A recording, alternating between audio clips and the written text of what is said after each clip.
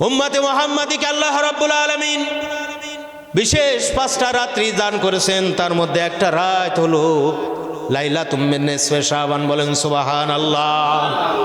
শাবানের 15তম রজনী লাইলাতুম মিন নিসফে শাবান, অর্থাৎ মধ্য রজনী। কি রজনী? মধ্য রজনী।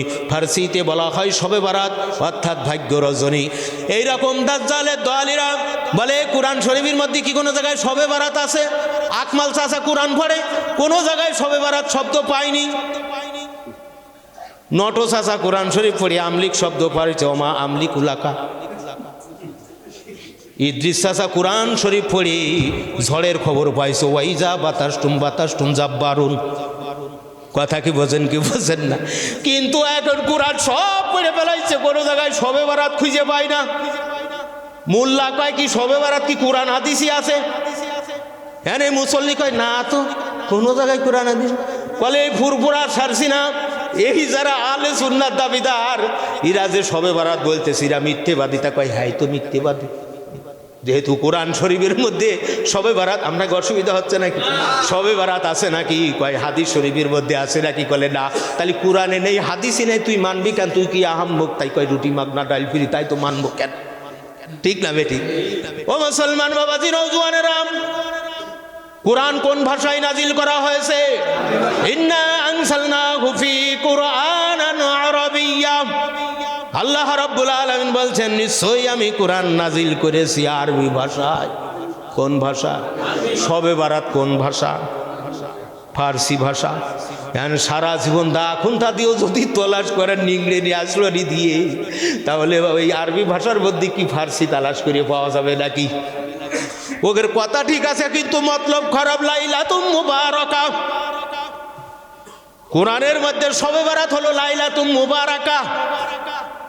রহমতের নবী আমার বলেন উম্মতেরা শুনে রাখো, আল্লাহ রাব্বুল আলামিন আমি উম্মতে মুহাম্মাদির মধ্যে 5টা রজনী দান করেছেন।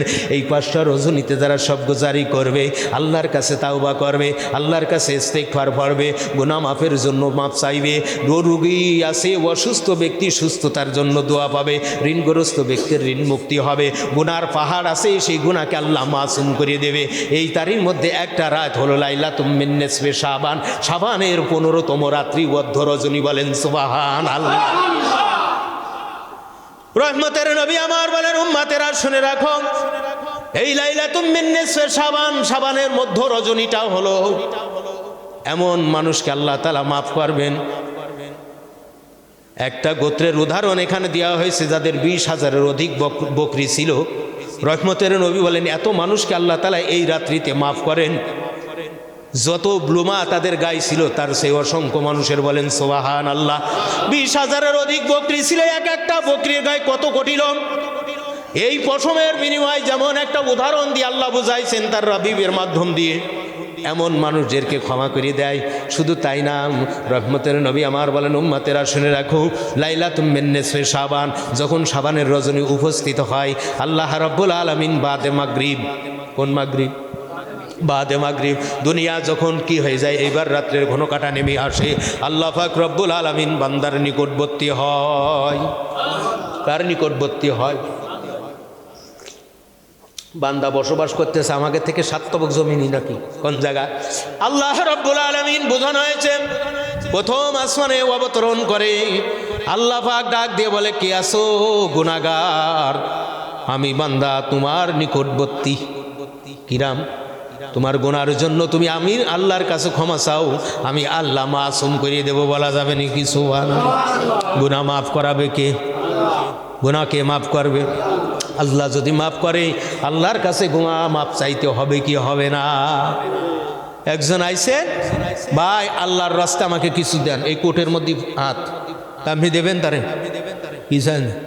আল্লাহর রাস্তা আমাকে কিছু দেন, তখন আপনি দেবেন। ওরে বাবা, ফকির হলে কি স্টাইল আছে?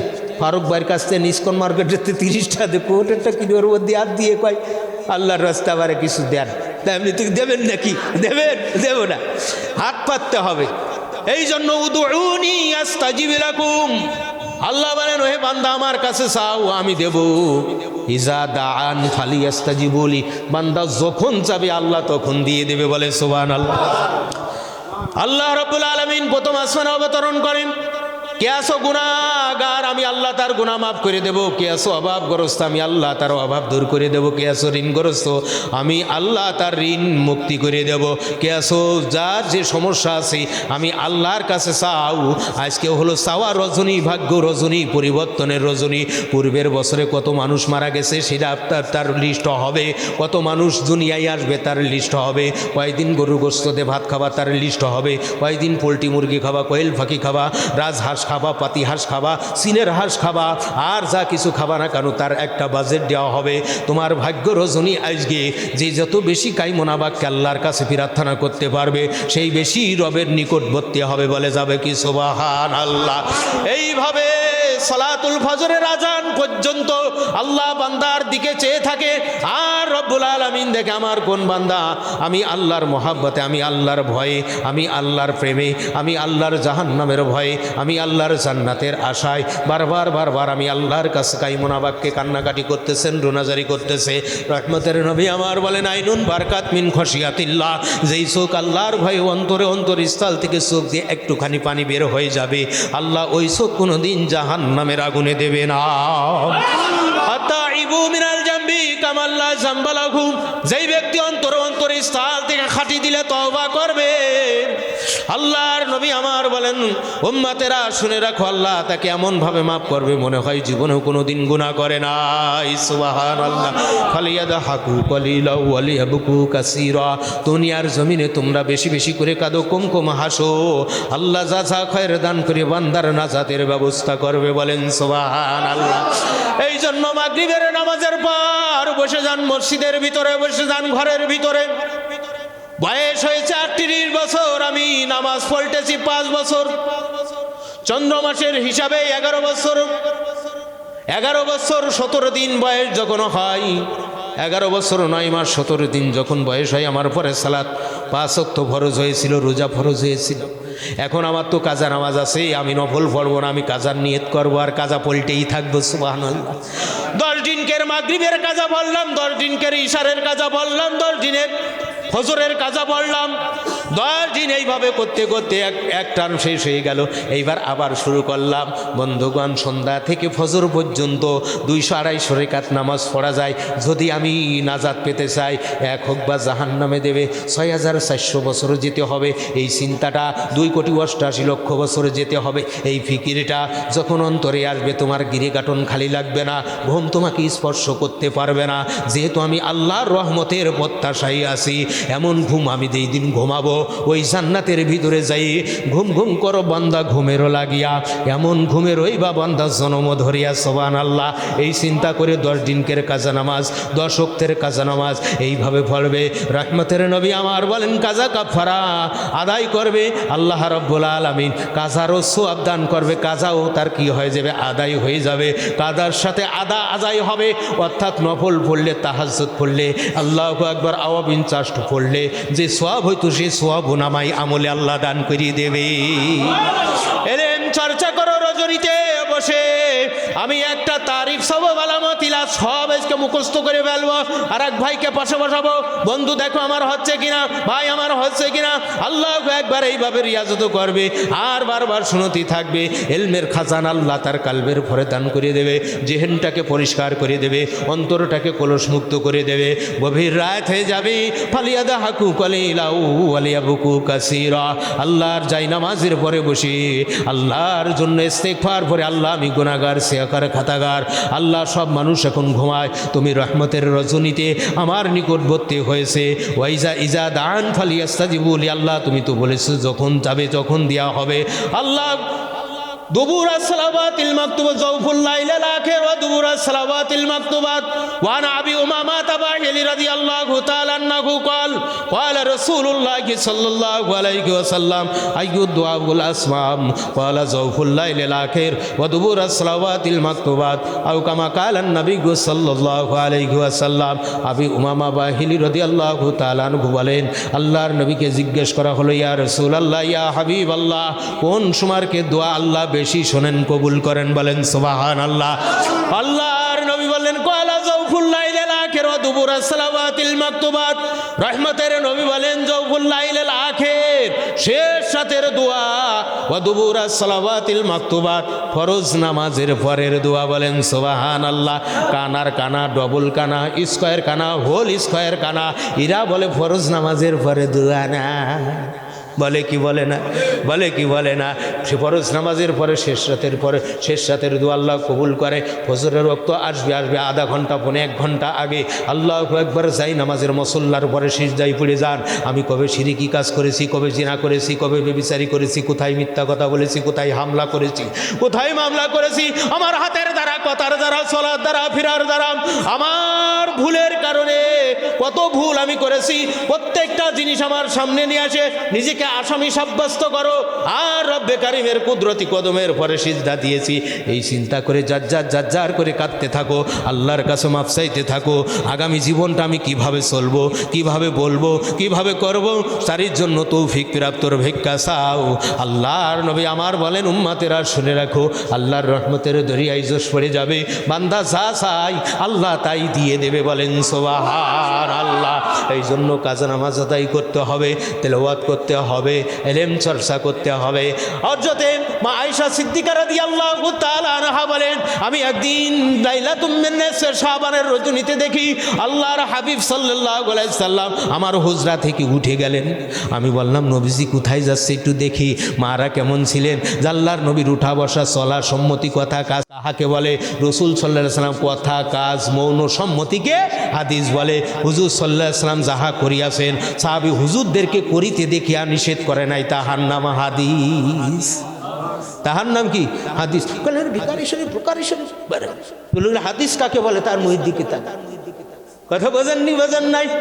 এই জন্য হাদিসের প্রকার আছে 10টা। কয়টা? 10টা। এই জন্য আল্লাহু আকবার, এই কথারও দাম আছে। যদি ইসলামী হুকুমত খিলাফততন্ত্র হইতো এটাও হাদিস বলে গণ্য হইতো। কামেলের কথাগুলো সবই হাদিস। নুক্তাটা ভাই খুশি হলেন না বেজার হলেন? খুশি কিনা? হাদিস কয় প্রকার? 10 প্রকার। হাদিস কয় প্রকার? 10 প্রকার। কোন কথাতে এখানে চলে আসলাম? হযরত আয়েশা সিদ্দিকা রাদিয়াল্লাহু তাআলা আনহুমা আযান। আল্লাহু আকবার, কত বড় প্রখর বেরেনালা ছিল, কত নূরান্বিত ছিল। 9 বছর বয়সে আল্লাহর রাসূলের ঘরে গেছেন। সুবহানাল্লাহ। এই জন্য মা আয়েশা সিদ্দিকা রাদিয়াল্লাহু তাআলা এত বড় মুহাদ্দিস ফাকি ছিলেন যা ভাষায় বর্ণনা করা যায় না। সরাসরি রাসূল থেকে ইলম নিয়েছে। আল্লাহু আকবার। নবীজির প্যারে মুহাব্বতের একজন বিবি সাহেবান ছিলেন মা আয়েশা সিদ্দিকা রাদিয়াল্লাহু তাআলা আনহা। নবীদের স্ত্রীরা আমাদের কি হয় ভাবি? কি হয়? মা কি আমরা খালি আহলে সুন্নাত ওয়াল জামাতরা বানাইছি নাকি? ফুরফুরা শরীফরা বানাইছে, সারছি না। ওয়া আজওয়াজুহু ওয়া উম্মাহাতুহু। আল্লাহ রাব্বুল আলামিন বলেছেন, হে মুমিনেরা, নবীদের বিবিরা হলো তোমাদের মা। নবীদের বিবিরা হলো তোমাদের মা। কাজেই নবীদের বিবিদের দ্বারা ভাবি কয় সাটা রেডি আছে জাহান্নামী, চুপরা একটাও থাকবেন না। ঠিক না বে ঠিক?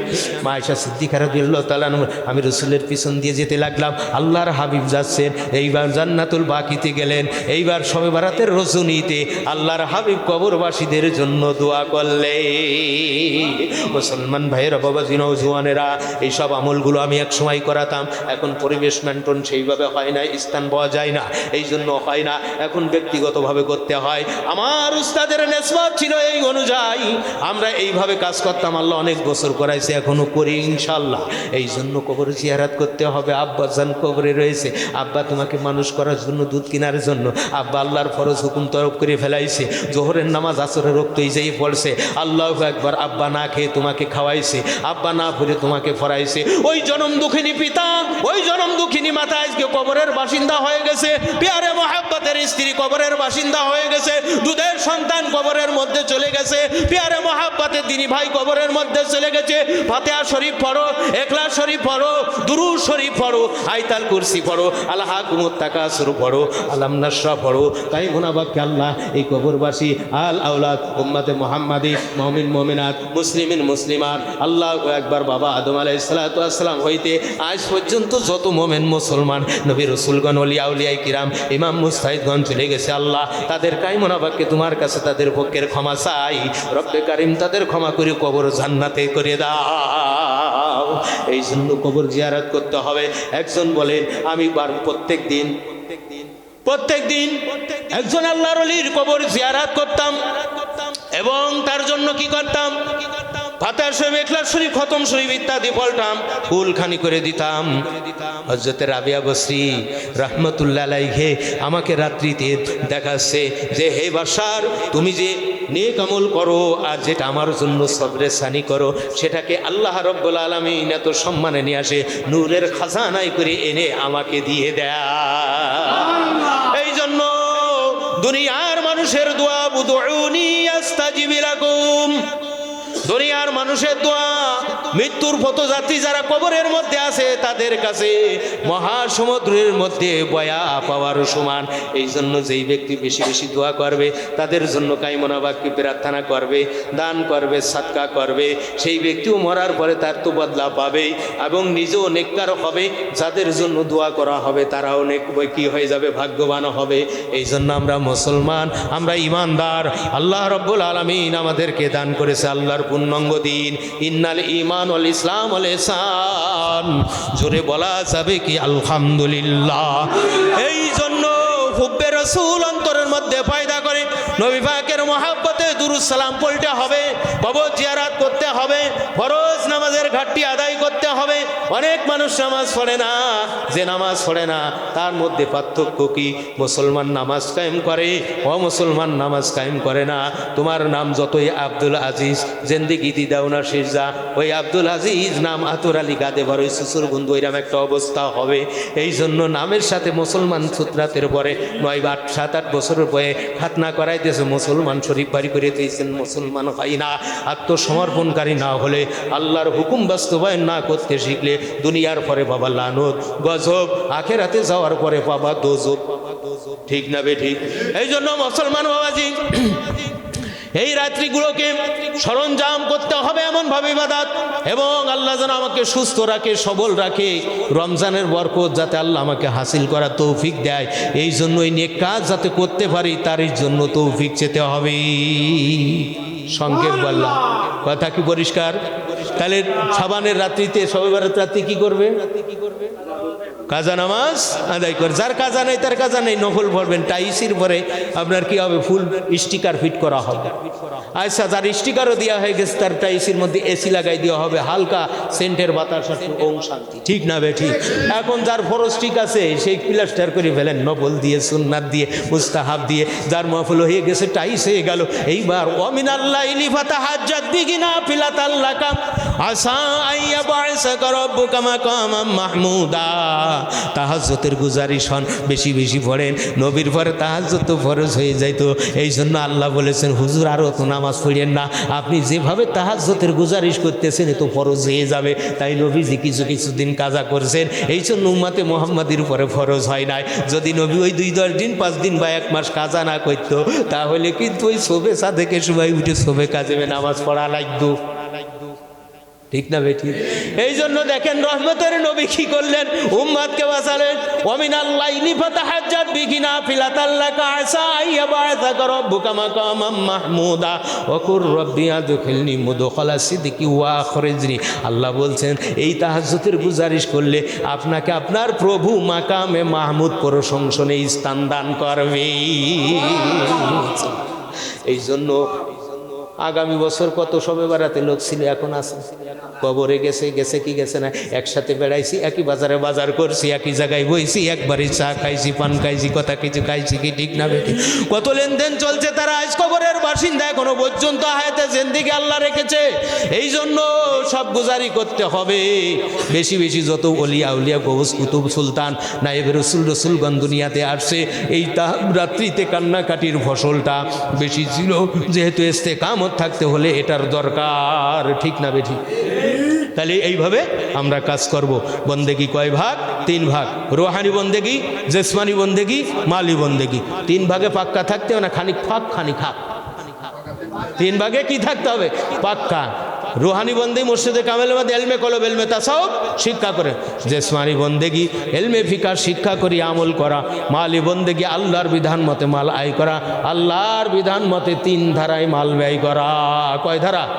সংসারে জরুরি কাজে মাল ব্যয় করা, গরিবের অভাব মোচনের জন্য মাল ব্যয় করা, ধর্ম রক্ষা জারি কায়েমের জন্য মাল ব্যয় করা। ইয়াউমা লা ইয়ানফাউ মালুন ওয়ালা বানুন ইল্লা মান আতাল্লাহা বিকলবিন সালিম। তোমার